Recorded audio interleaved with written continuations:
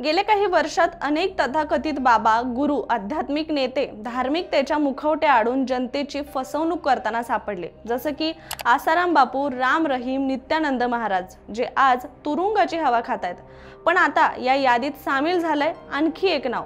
चला तर सविस्तर माहिती जाणून घेऊया। नमस्कार, मी रामेश्वरी आणि तुम्ही पाहताय cut to cut. Pimpri Chinchwad पोलिसांनी अटक केलेला फक्त 29 वर्षाचा प्रसाद भीमराव तामदार, तो स्वतःला म्हणवायचा दिव्य शक्तीचा आध्यात्मिक गुरु, पण खरं काय, तो होता एक डिजिटल भोंदू बाबा, ज्याने मोबाईल ॲपच्या मदतीने भक्तांचं आयुष्यच हॅक करून टाकलं। तो भक्तांना म्हणायचा की मी तुमचं भविष्य बघतो, मला साक्षात्कार होतो, पण त्याचं भविष्य ज्ञान खरं तर भक्तांच्या फोनमधूनच चोरलेली माहिती असायची। त्याने शेकडो भक्तांच्या मोबाईलमध्ये एक गुप्त ॲप एअरड्रॉइड किड्स इन्स्टॉल केलं होतं आणि त्या ॲपमधून तो भक्तांचा फोन ऑपरेट करायचा।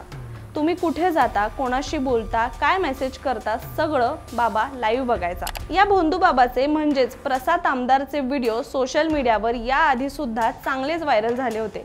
महिलांची ओटी भरताना, विचित्र डान्स करत असताना, त्याचबरोबर अनैतिक अशा विधी करतानाचे व्हिडिओ सोशल मीडियावर पाहायला मिळतात। हा भोंदू बाबा लोकांना फसवण्यासाठी त्यांच्या भावनांशी खेळत होता। तामदार म्हणायचा की तुमच्यावर मोठं संकट येणार आहे आणि यावर उपाय म्हणून भक्तांना मठात बोलवायचा, त्यांना 2-2, 3-3 दिवस झोपू नका असं सांगायचा आणि जागरण करायला लावायचा। मग म्हणायचा की शरीर शुद्ध होण्यासाठी कपडे काढा आणि झोपेच्या अवस्थेत भक्तांवर शारीरिक अत्याचार करायचा। पण सगळ्यात भयंकर गोष्ट म्हणजे लोकांनी हे सगळं साक्षात्कार समजून घेतलं। पण अखेर एक दिवस हा सगळा प्रकार उघडकीस आला, एका छोट्याशा संशयावरून। एका भक्ताचा मोबाईल सतत गरम होत होता। मग मोबाईल रिपेअर करण्यासाठी त्याने आपल्या मित्राच्याच मोबाईल शॉपमध्ये मोबाईल दिला आणि तिथे मोबाईलमध्ये सापडलं एअरड्रॉइड किड्स हे हिडन ॲप। आणि मग सुरू झाला भोंदू बाबाच्या भानगडींचा पर्दाफाश। पोलिसांनी प्रसाद तामदारवर जादूटोणा, अश्लील डिजिटल कंटेंट आणि लोकांची फसवणूक केल्याप्रकरणी गंभीर गुन्हा दाखल केलाय। स्वतःला दिव्य शक्तीचा आध्यात्मिक गुरु मानणारा हा भोंदू बाबा आज पोलीस कोठडीत आहे। पूर्वीचे भोंदू बाबा अंगारा, भस्म, बाहुल्या घेऊन फसवायचे आणि आताचे बाबा